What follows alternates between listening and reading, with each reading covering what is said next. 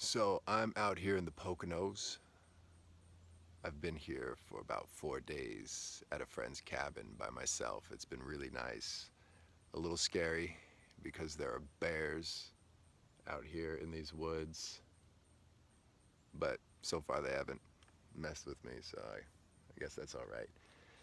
But this is about Oregon and Crater Lake specifically. I went to Crater Lake back in May. It's a little difficult for me to talk about how profound that experience at Crater Lake was for me without talking about my history with Oregon. So you'll have to be patient with me because I'm going to take a giant shit on Oregon just based on my personal experiences. And again, this is a really subjective thing, but hopefully it all comes around. So I'm the youngest of three kids. I have an older brother and an older sister. We were born in Los Angeles, and when I was born, my dad, my biological father, left. He moved to Beaverton, Oregon, which is a suburb right outside of Portland, Oregon. And there's photo evidence of me being around him. I don't know if he came down to visit me or I was sent up to visit him when I was about 2, but I really don't remember. Anyhow, when I was about 8, my mom was struggling to take care of these three kids on her own. And so she basically shipped us up to my dad. He drove down from Oregon, picked us up, and we drove back. And this is my first experience with Oregon when I was 8 years old. I really didn't know him. I didn't know his wife. He'd remarried. Her name's Lori. She's wonderful. But I was uprooted from where I was comfortable into this completely new place, completely unfamiliar to me, and it was different. It was a struggle for me. So from that time when I was 8 and I first moved to Oregon, there are a few memories that really stuck with me. One of the first experiences I had in Oregon as an 8-year-old in this new place is I was in the 3rd grade, and it was the middle of the school year, and I was put into this class at this elementary school, maybe a mile, but not even, from my dad's house. And the teacher had me write about my travel from LA to Oregon. And, I said, my dad drove down, he picked us up, we drove back, it took approximately 19 hours, and blah, blah, blah. And I remember this teacher was just so impressed with me. She was so impressed with the fact that I used the word approximately. And she thought I was this really sweet kid, which, I mean, maybe I was. But it wasn't more than a month or two later, and I had been misbehaving. I started out a sweet kid, but apparently I turned into a nightmare. But I remember vividly this woman who, only a month or two prior, was happy I was in her class. We had these little desks that, there were individual desks with a chair attached, and she was gripping the side of my desk, and she was just in my face and livid, and she was saying, "What is wrong with you?" Because I had been acting up, and I didn't know what was wrong with me. At least at 8 years old, I didn't have the insight, I didn't have the vocabulary to understand that whatever I was feeling or going through was difficult, and I didn't know how to deal with it. I missed my mom. I was living with a man and a woman that I really didn't know. I felt extremely uncomfortable and out of place. I mean, and there was a lot more going on at the time, but I remember that. And she took my desk and sat it outside the class, and that's where I had to sit. And I remember, I mean, this stuck with me because I felt,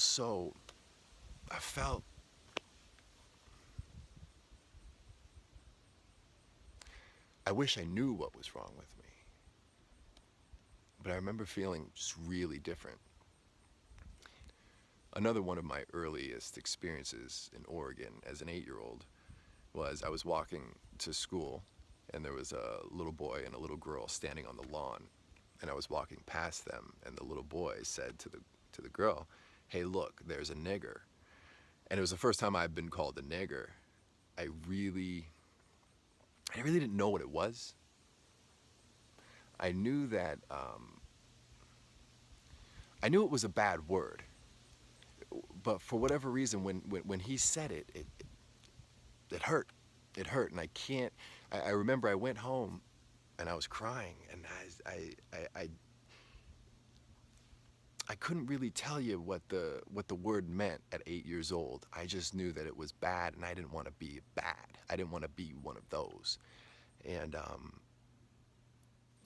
I mean, growing up, my brother and sister, I mean, I'm mixed. My dad's black, Native American, and my mom's white. And I came out the lightest of the three, and they used to, tease me and call me white boy or whatever, and that never bothered me. But I'd never been called a nigger before. Yeah, and that stuck with me.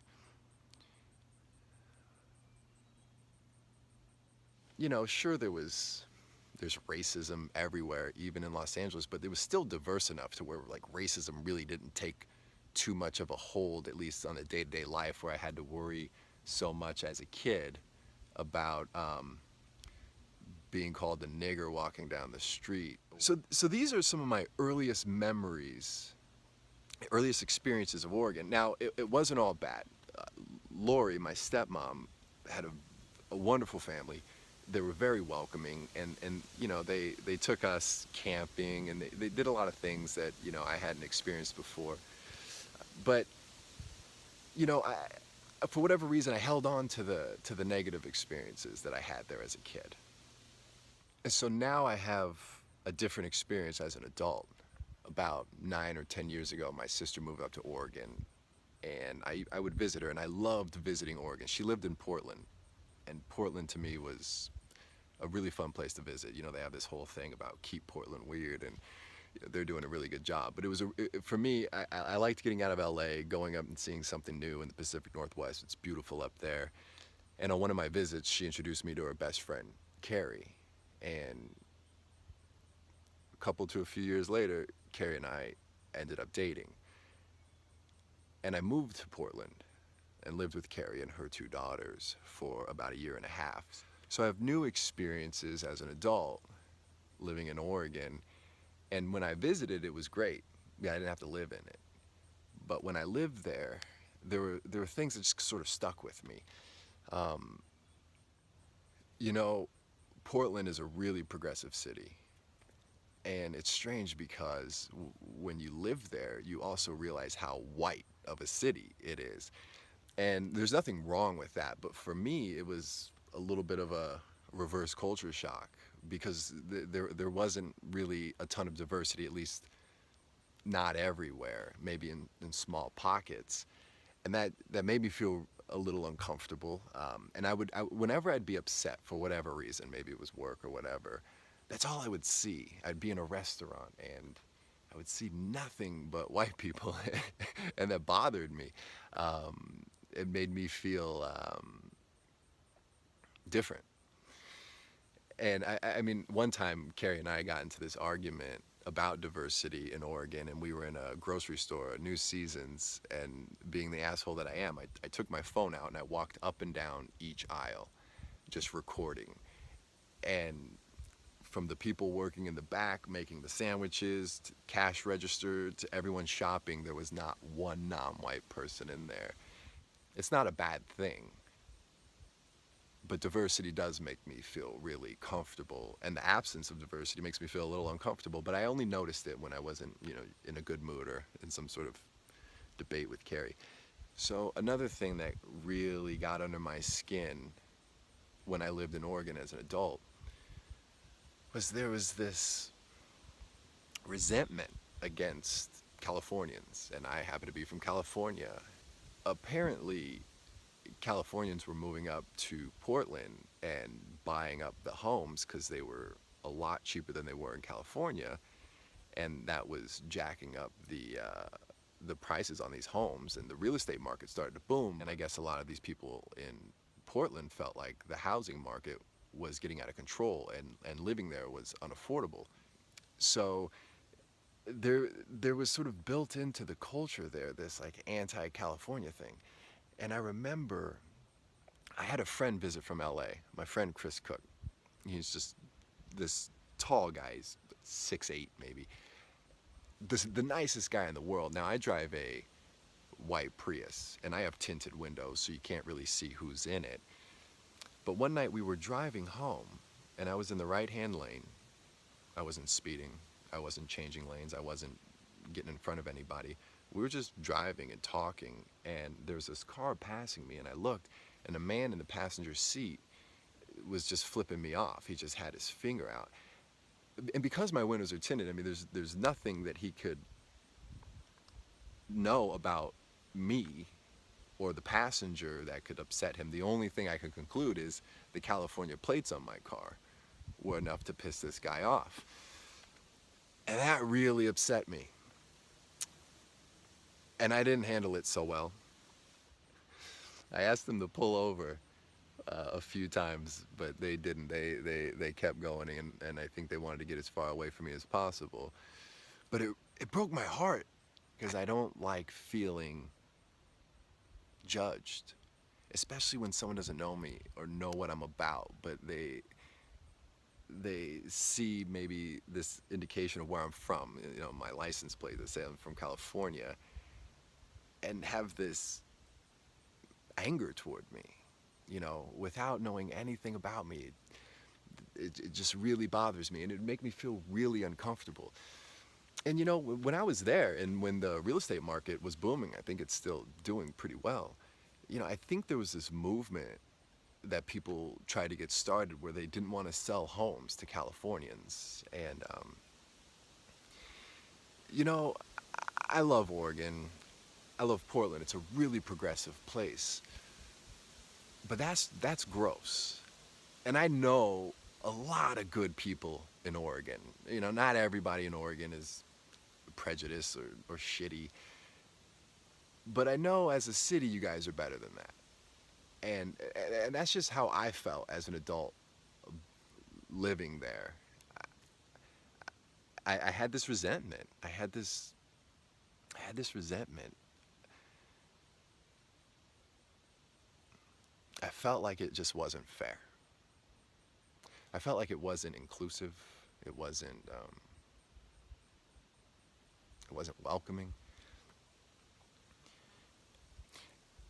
And I think the thing about that anti-California sentiment that really bothers me is it comes with this Oregonian pride, right? And you hear people talk about native Oregonians and people, native Portlanders or whatever. And here are a bunch of white people talking about being natives who live in Multnomah County, Clackamas County, Chinook or Tillamook. You guys aren't native. I'm sorry. Unless your last name is Multnomah, Clackamas, Tillamook, Chinook, you're not native. You know, this isn't, it's not your home. It's not your land. It's everybody's. And I think the majority of you guys are better than that. But it would really bother me when I would hear all this native Oregonian talk, because you're not. So let that go. So the last thing that that left a sour taste in my mouth is Carrie and I, after being together for a couple of years, we broke up. As you know, she's a remarkable woman. I love her daughters. But there was a lot of sadness after we broke up, and I think naturally that turned into some anger and resentment. So when I moved back to LA, you know, that just added an extra layer of resentment for Oregon. For me, again, this is really subjective, really personal. So my history from an 8-year-old to an adult with Oregon has been contentious. You know, I've carried around a lot of resentment. So when I started the second leg of this trip, I was told that I had to go to Crater Lake, which is in southern Oregon. And so I put that on the list. I camped out in the redwoods in Northern California for a night.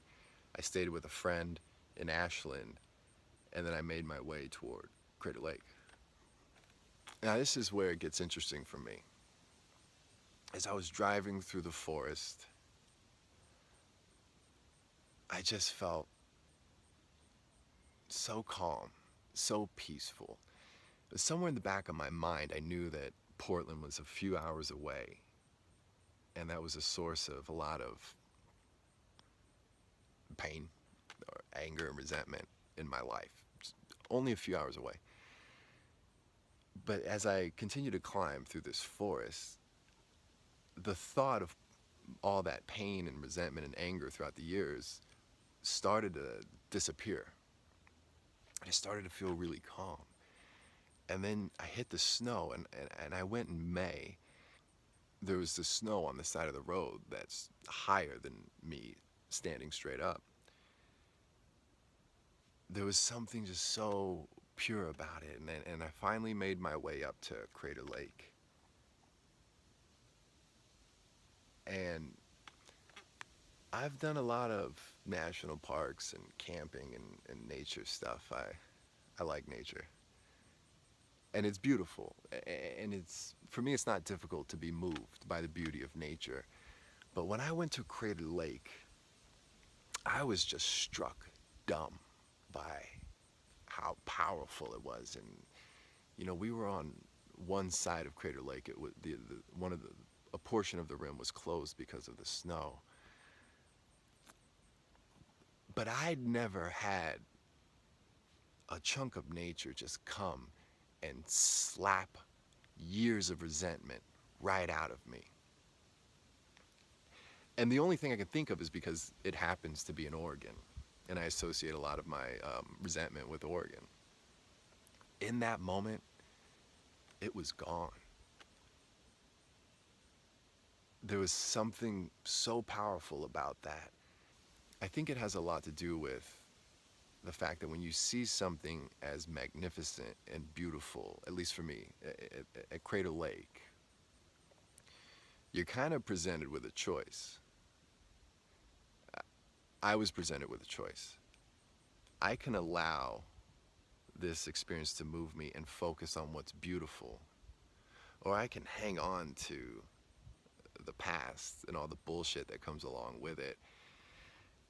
And it was so powerful that it almost wasn't even a choice.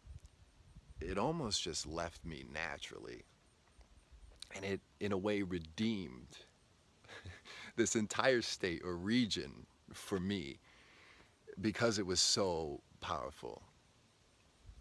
It was such a profound experience for me to almost watch all these ill feelings disappear right before me and just be overcome by the beauty of nature and this place in particular. You know, I had no clue really what I was in store for, but it was cleansing.